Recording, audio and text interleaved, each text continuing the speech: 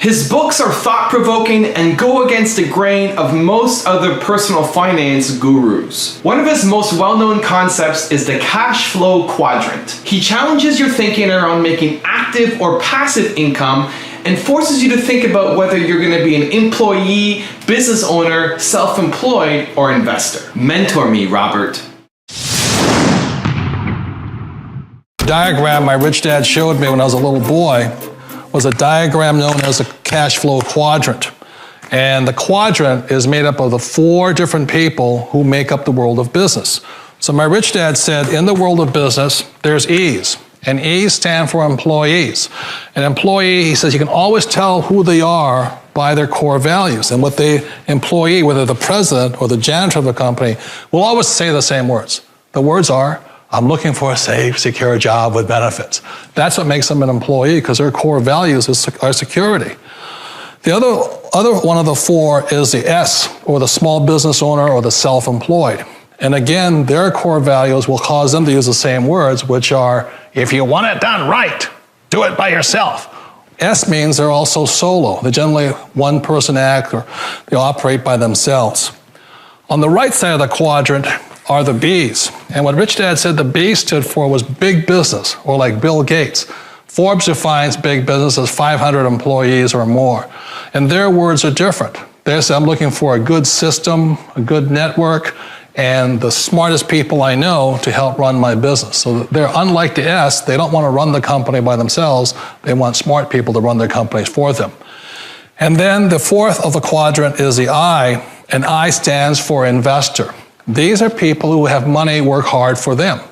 These people are people who have people work hard for them. And these are the people that work hard for the rich here.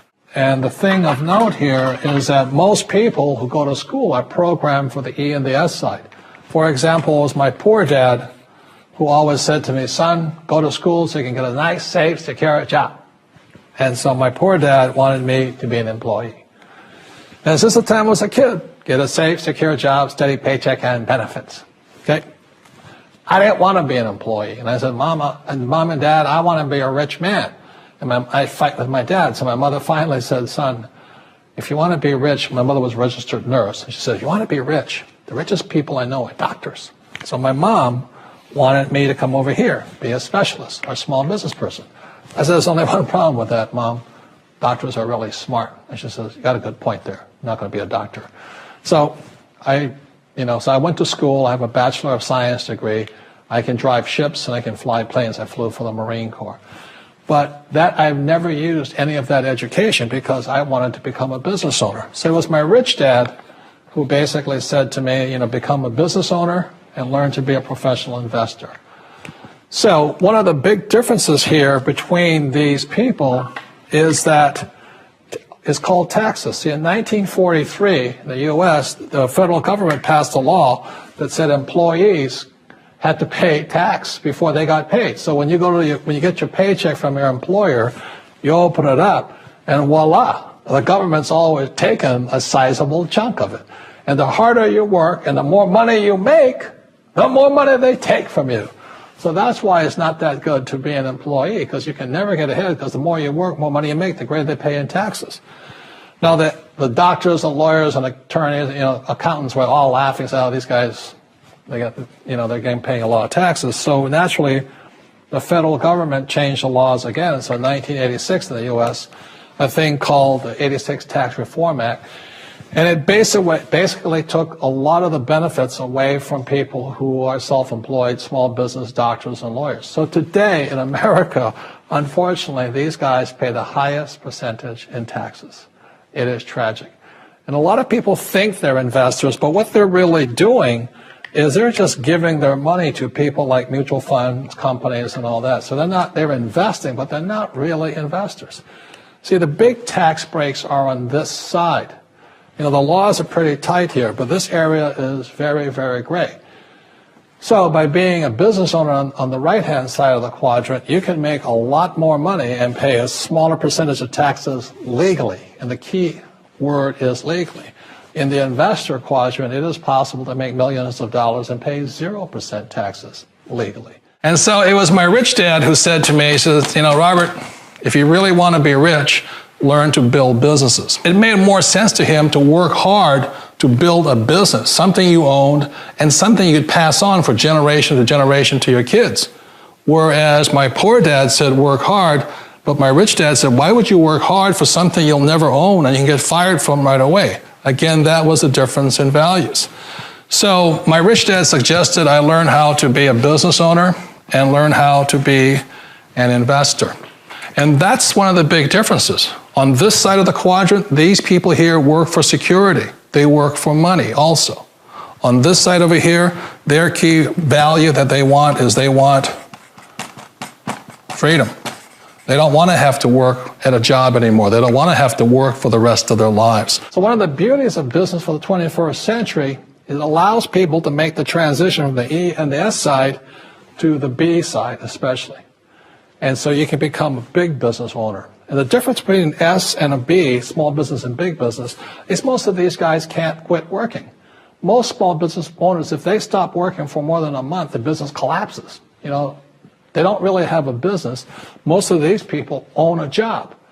So the beauty of business for the 21st century, it allows these people to make the transition to the B side so that you don't have to keep working hard for money, and the money can actually come in passively.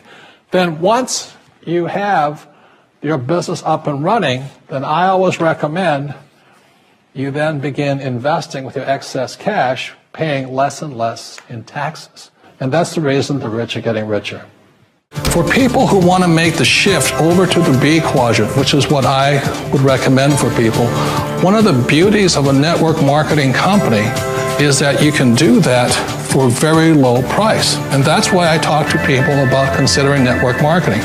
If you're to build a Microsoft, it would take you hundreds of millions of dollars. But a network marketing company allows you to start at a very low rate. They'll be patient with you. They'll take their time to transition over here. And the reason why that time is so important to most people is it takes time to change those values. And the most important thing is once you take the time, let's say it takes 1 year, 2 years, 5 years, whatever time it takes, once you see the value or the core values of this side and this side, you're unstoppable. Today, I would never go back and get a job. Why should I? I'd rather stay on this side, build companies, pay less taxes, and make more money. But the key is a person needs to change the values from my poor dad to the values of my rich dad. One of the challenges of being self-employed is that you're your own boss. You're the solo act. Like in the S quadrant, you're the individual. You do it on your own. Whereas in the B quadrant, you're a team player. You have to depend upon your team and count on your team. So the problem with being an S is that, let's say you're in a traffic accident, there goes your income. And let's say you get older and you haven't set enough money aside to retire on, that means you'll probably have to work for the rest of your life because you don't have anybody else to fall back on, not a team to count on. So one of the problems with the S, although most people say it's the most satisfying of all work, it is a solo act and you're totally on your own. Personally, I'd rather be a member of a team if they can count on me and I can count on them. Thank you guys so much for watching. I'd love to know what your thoughts are on the cash flow quadrant, where you feel you fit in, and what you've learned from this video and what you're gonna make an impact in on your business, on your life. Leave it in the comments below. Really curious to find out. And if you like this video, my personal goal is to reach 1 million subscribers on this channel. So anything that you can do to help, share it, tweet it, add it to the playlist, tell your friends. I'd really appreciate it. Thank you guys so much for watching. Continue to believe, and I'll see you soon.